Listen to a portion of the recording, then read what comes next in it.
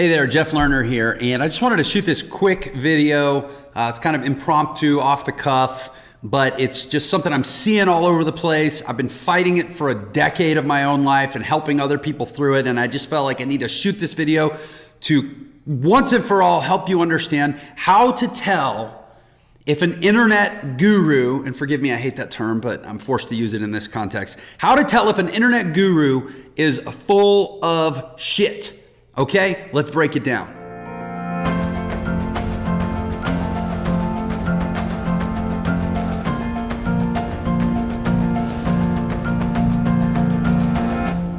Let's talk about it. How to tell if an internet guru is full of shit.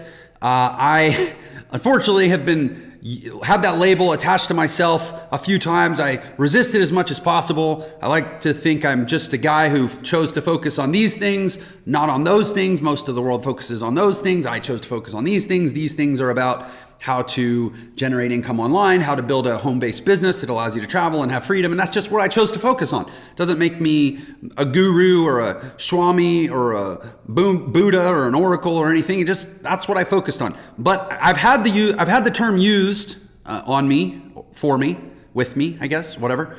Guru. Jeff, you're a guru. Okay, well, thank you. I'm flattered in that sense. But unfortunately, there's such a dearth of full of shit gurus on the internet that the term itself has become contaminated to the point where I don't even really want it, although I appreciate the sentiment. So this is my best effort to try to flip the script and clean it up and at least give people a blueprint or maybe a map or a diagnostic to be able to evaluate the people that they come across who claim to know and claim to be able to steer them and help them and make them rich or whatever, and just know who's full of shit and who isn't. Because unfortunately, most of them are. Frankly, I've been doing this since 2008. Probably half the quote gurus on the internet are people that I know or people that I've met at events or people that at the very least I'm on their list and they're on my list, and it's kind of a sea that I swim in, and a lot of them are full of it. It just is. It is what it is. So I'm going to give you, let's see, I took some notes here. 1, 2, 3, 4, 5, 10, I think 10 things you can look for to kind of evaluate if they're legit or not. By the way, if you are looking for non-full of shit guidance and training online, I can't say I'm perfect, but I do my best. I invite you to maybe subscribe to my channel. And even like this video if you like the direction we're going, or if at any point you're like, yeah, there's some value here, then give me a thumbs up. I appreciate that. And definitely subscribe. I will do my best to keep bringing you high quality content that is not shit, that is real world advice from inside the trenches for over a decade of building business in the new economy, leveraging the tools and technology that are available. Thank you for that in advance.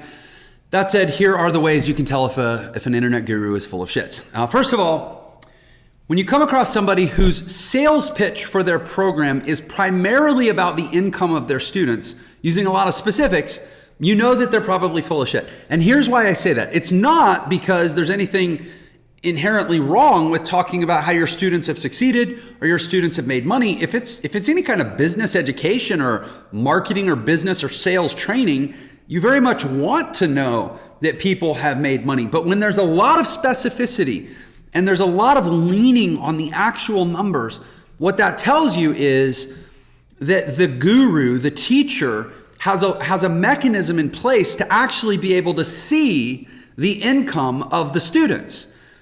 And here's why that's a bad sign is, let's say I teach a sales training. Let's say I teach a room full of 1,000 people how to go out and make more sales in their job or in their business or with their online business or whatever.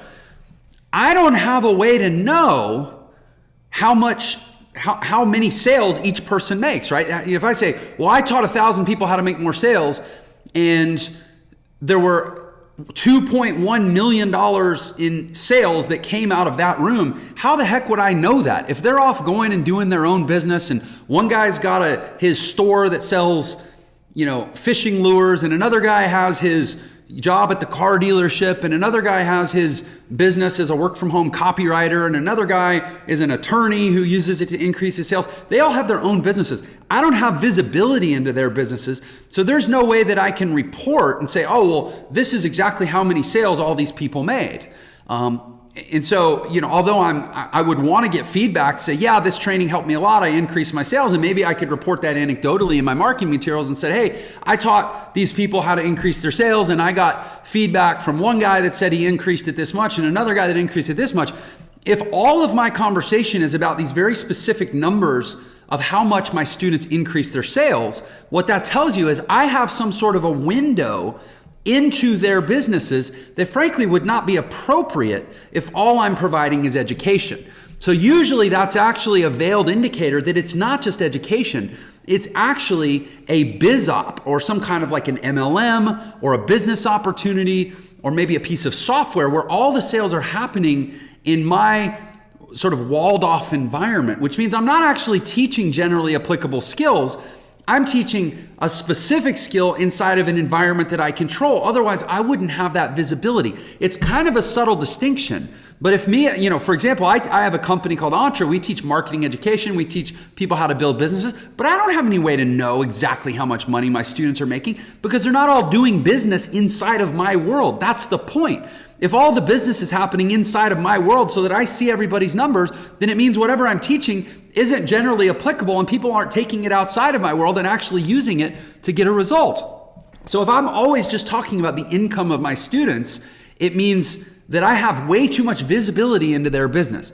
Now, and the second way to tell if a guru's full of shit, and it's closely related to that, is a subtle distinction in the words that they use, where if they talk about their students earning commissions rather than their students making sales or generating income, it's a signal for you that says, hey, wait, they're earning commissions. That means that whatever this training is, it's enrolling them as some sort of a reseller or an affiliate, and that's the primary business, is that I'm recruiting people under the veil of education, but I'm actually turning them exclusively into resellers. So they're not actually taking the education and going out and earning income. They're taking the education and using it for my benefit as the guru to generate commissions. Now, it's fine to have affiliate programs and it's fine to pay commissions. But if that's my primary sales pitch, is telling you about all the commissions that my students are earning, that's a signal for you that, it's not generally applicable education, that in fact, it's actually a recruiting scheme to turn everyone into my affiliates.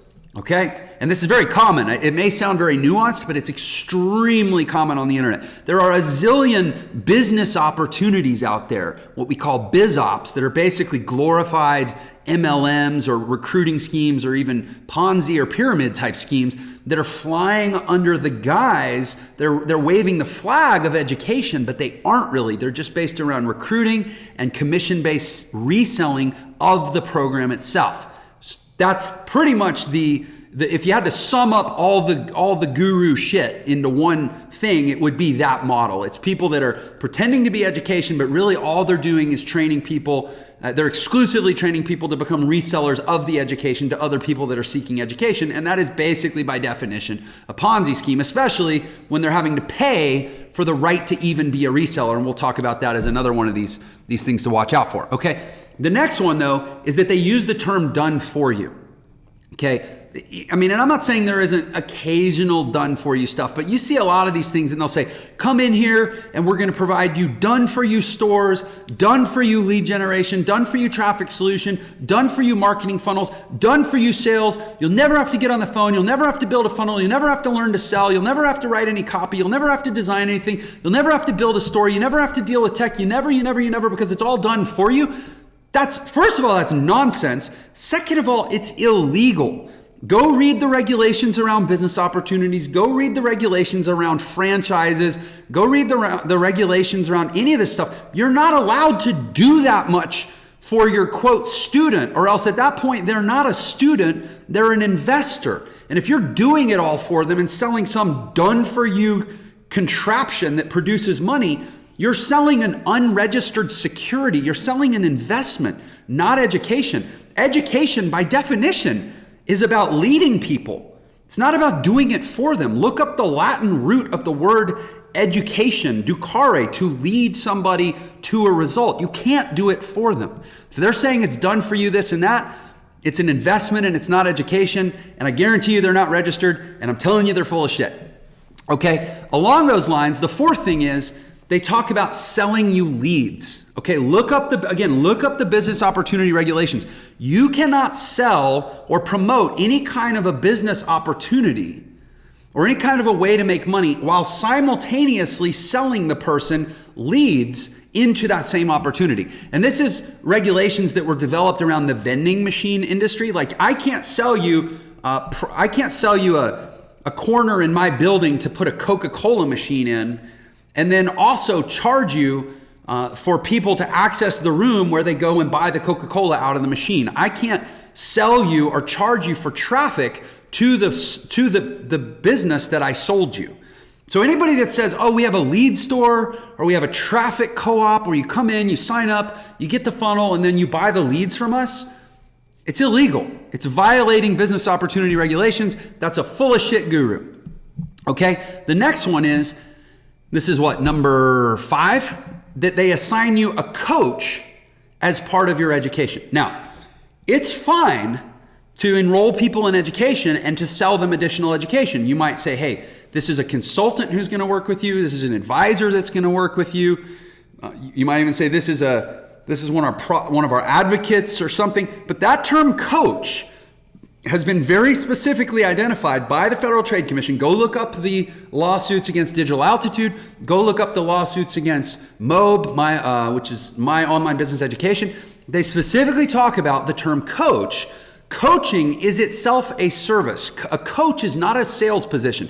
You don't hire a football coach, so I'm going to come in and teach these kids how to do it, and while they're at it, they need to buy my unique brand of pads, or they need to buy my unique brand of helmets. No, a coach is somebody who takes something that you've already signed up to do and helps you do it better.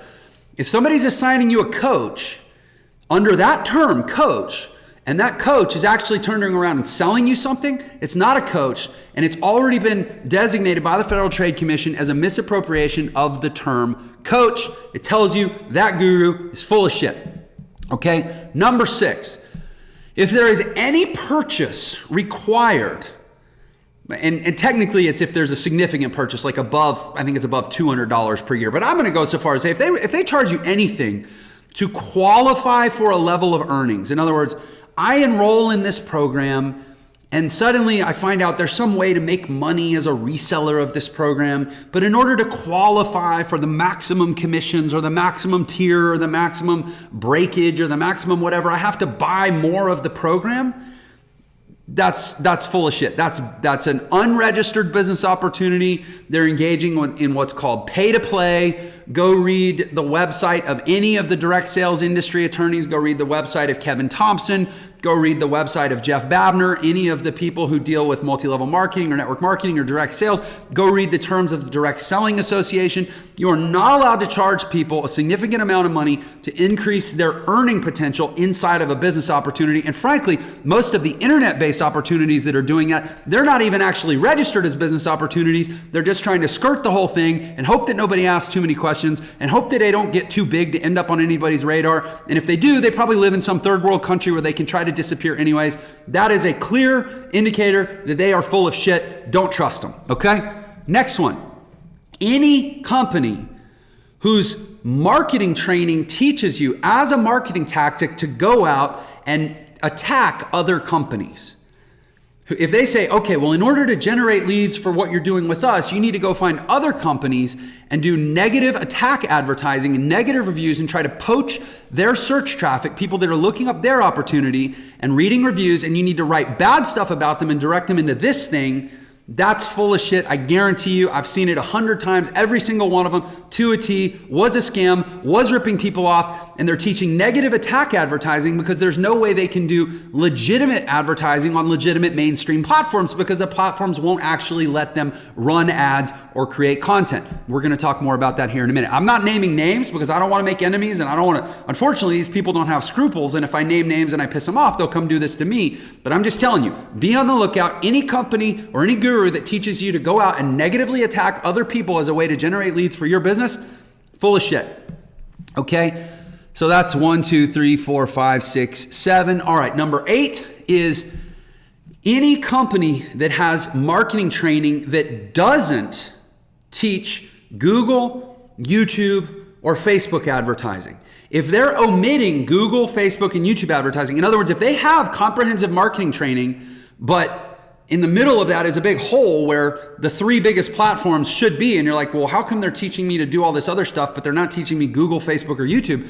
It's because they have a non-compliant offer, and they've either been deplatformed, or they know that any of their affiliates or any of their marketers will get banned from those platforms, and so they don't even teach them.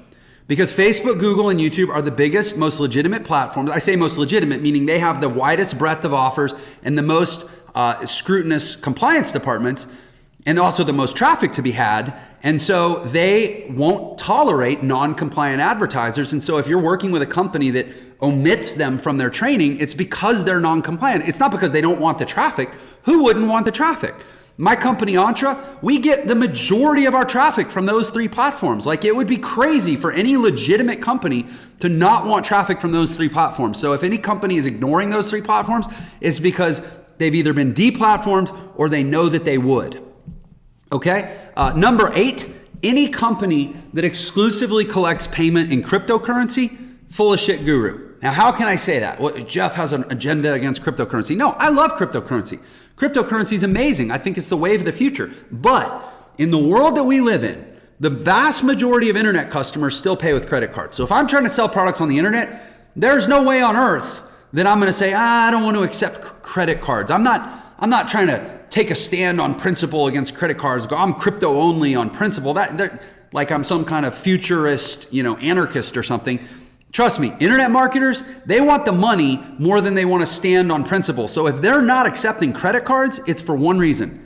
It's because they can't get merchant accounts. It's because traditional mainstream banks won't accept their business model and allow them to take Visa, MasterCard, Discover, and American Express. If they're trying to sell you on some cryptocurrency is the wave of the future, and so you want to get paid in crypto, and so do we, and this and that, BS, it's because they can't get a merchant account and they're full of shit. Trust me, I've seen a million of these. That's how it always is. Every legitimate marketer wants to get paid with credit cards because that's how most consumers pay on the internet. Okay? And number 10, last but not least, is any internet guru who doesn't have a significant presence on social media is full of shit. And you may say, well, what about this guy? What about... Look, I challenge you to find me someone who's got a legitimate, extensive track record of helping people with high value training who doesn't have a presence on social media, a significant presence. Why wouldn't you? Social media is an amazing place. First of all, it's a great place to generate leads. Secondly, it's a great place to create what's called a halo effect, where your brand, your authority, your trust, your engagement, your relatability, it's all visible, it's all on display for people to connect with, and it increases sales all around. There's no legitimate business on earth that doesn't see increased sales by having a quality presence on social media. The only businesses that are scared, and the only gurus, again, I use that term in air quotes because I hate it, the only people that are scared to have a legitimate or a large presence on social media are people that are out there scamming people and pissing people off because they're afraid of the blowback. They're afraid that it's going to be on display for everyone to see, that if they have a YouTube channel or a Facebook page or a big presence on Instagram or something, that it's going to be burdened with negative comments and bad reviews, and they're going to get smashed and they're going to get criticized, and they're not going to have anywhere to hide.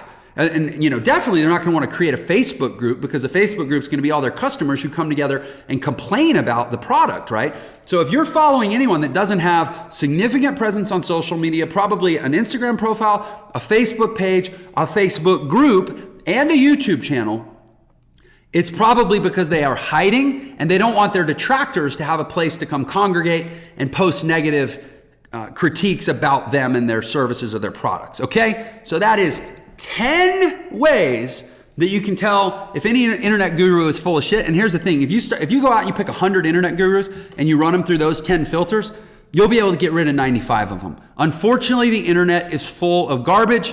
Hopefully this has been valuable for you. Now you have 10 ways to toss out the garbage and declutter your life or declutter your internet so that you can be left with the people that are legitimately here to help and have real value to offer and have real track records of actually helping people.